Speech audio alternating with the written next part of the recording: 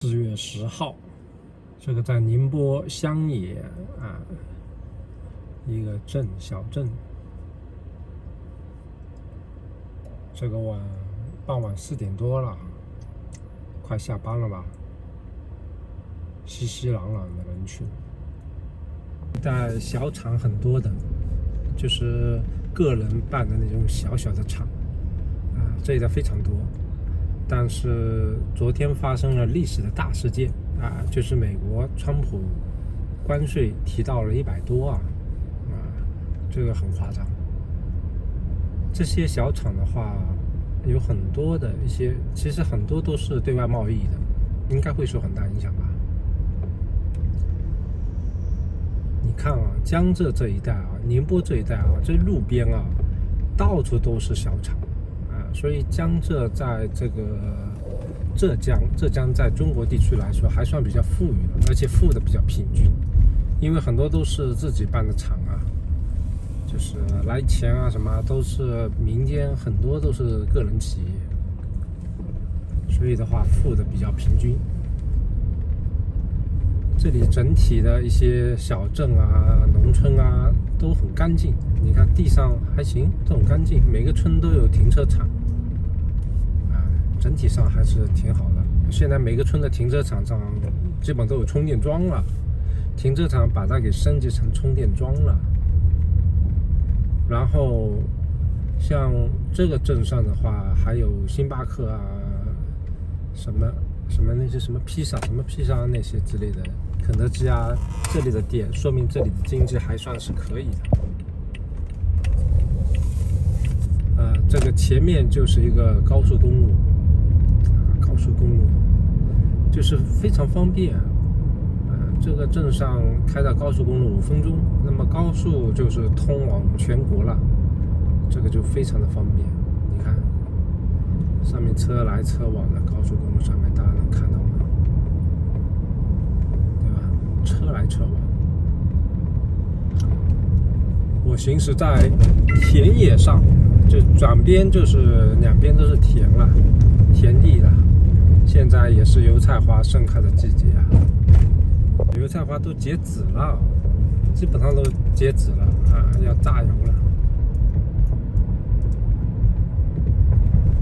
有山有海，有山有海有湖泊。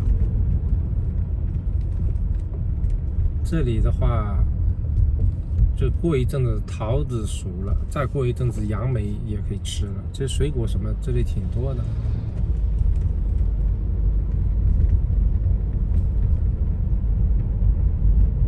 这里镇上到处可见特斯拉，10辆里面大概有2-3辆是特斯拉，可见度非常的高。那么像这种田野这里啊，就是前面像民房。大家看到民房，其实有一些被用来做厂房了，它这里面办的微型企业，大概3个门面啊，然后请10几个工人，这样的微型企业很多的，做一些零配件，其实挺来钱啊。我爸一个朋友他就搞这个的，挺来钱，他从来没有欠账的，没有坏账的，就是一手交钱一手交货，那一年很轻松啊，搞个几百万，他算是一个企业主了，微型企业。你看这里几个棚弄出来，那一定也是一个小微型企业。常常看到这里有人来装货的，就带着很多货，就微型企业。所以江浙这一带相对来说比其他的省份民间富一点，因为很多人搞这个呀，很多人10家里面有1-2家都是搞微型企业。然后特征是这里的年纪大的人也很勤劳啊，70、80岁的人每天家里面做一些手工活，给厂里面一些零配件做一些手工活，他就是很勤劳。但我不知道这是个坏习惯还是好习惯，就干到死了，就这样的，很勤劳啊，老一辈舍不得用啊，这看起来是好还是坏呢？别人都是葡萄棚啊。之前他们搞葡萄很赚钱，对啊，比一般的那些上班都来钱。所以很赚钱嘛，全部都搞起了这个东西，一溜烟的把它全部都搞了。听说这个来钱，全部搞这个了。哇，像开在这种，你看又来了辆特斯拉，是不是？像开在这种乡野之道上，哎呀，真的是很舒服啊！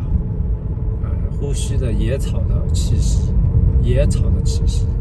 然后满眼的绿色。哇，这个大树。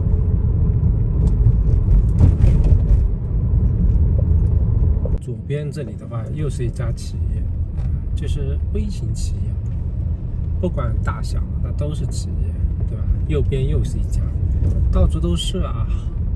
别看外观不咋的，还是可以的，搞钱还是可以的。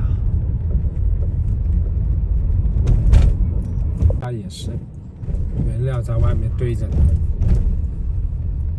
随便开两步就是了。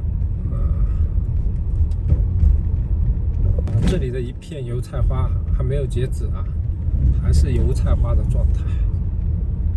好像都是制笔厂，都是成一系列的啊，这里一家那里一家都是做笔的，很大。这工两个很大，你看那个厂办的好了，那么工人工作也好找了，对不对啊？你看这里每一个村这里都是有停车场的，弄得还挺好的。前面一个湖泊。那么厂办的好了，那么工人工作也很好找啊。这里全国各地的都有来这里打工的，因为这里的工资大概在5-6千嘛，5-6千一个月，相对其他地方来说还算可以了。那么这里厂越来越多，那工人越来越好找工作，那么对他们来说不就很 nice 吗？我爸一个战友，他在佛山那边办了一家那个电瓶车配件的，他们工人在那边有些工作了10多年、20年都有的，然后工作之后回家盖房子啊、娶老婆啊都完成了。如果没有这份工作的话，这个娶老婆生孩子啊，其实也是挺麻烦的。但一般山里面的人来说，出来有这么一份工作真的很好了。相对他们山里面的收入来说，很多了已经，对吧？一个月那边一个月6-7千，干得好1万多的都有的，按照那个工作的那个效果来的。哇，波光粼粼啊！这个车子可真多。对他们山区人来说，出来能够找到一个工作比较稳定，6-7千一个月，努力一点干，还有提成。拼命一点干，1万多，这个是真的，这个是非常不错的。他们山里面估计一个月也就最多1-2千了，那就相差很多了。他们干了工作之后回家去，前面说的就是造房子、娶老婆，所以他们很感恩的，应该说感恩，他们很感恩我爸那个战友，是他们给了他这一个位置，让他们赚到了人生当中一点钱。能够做一些事情，否则山里面很难的。湖光山色，过去一点就是个古镇了。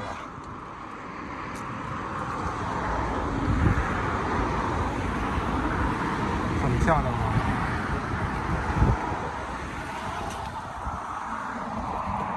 这里就是江浙宁波一带。到处都是民营企业，很多的是家里面藏着的，你看不出来。我亲戚他就搞着你外面根本看不出来，在家里面搞一个小厂，一台机器在做一些产品，对吧？无论怎么样子的那种单子少，但是总比上班好的太多了。我那个亲戚就干了一辈子，规模很小。但是吃饭嘛，就吃饭。风景挺秀丽 ，very nice。其实这个土壤挺重要的，什么样的土壤长什么样的果实啊，对不对啊？那么你到了像这一块的话，到江浙，你看这里有很多，这一带有很多很有名的一些公司啊。后前面的话还有一些插卸板公牛那个企业也在这一带，大家都知道，对吧？这一带这个很有名的企业很多。那么你在这一块的话，你莫名其妙的就会受到熏陶，受到这种商业熏陶。那么你莫名其妙的就会想去干这些东西，你有这方面的一些念头的话，会更加的刺激你，会去搞厂子。你看这家厂子很大，右边的然后有这种氛围，这个土壤里面就会结出果实来了，你会去搞一些东西，当然早个几十年的话，那种成功的几率还是很大的。但现在整体这个势头往下，大家都知道，昨天的这个关税这个加的是够离谱的，一些小老板其实也是非常不容易啊。像我一个亲戚，他那个厂专门是做那种铁柜，专门供给中东的。后来有一次，因为宁波有一个开斯克，前几年开的，那么他说他的产品也供给开斯克。是北美的开斯克那个产品，这很有意思。那么这次关税里不知道会不会受到影响应该会吧。这里到处都是车子，公路上你看就停在那个马路上了，哇塞，泛滥成灾了。所以在这里开车要非常小心，你不知道哪里会出来一样。这是一个古镇的门口了，一个牌楼了，免费。有山有湖有水，还有庙，造的还挺不错的。这个湖边的景色是非常的优美的。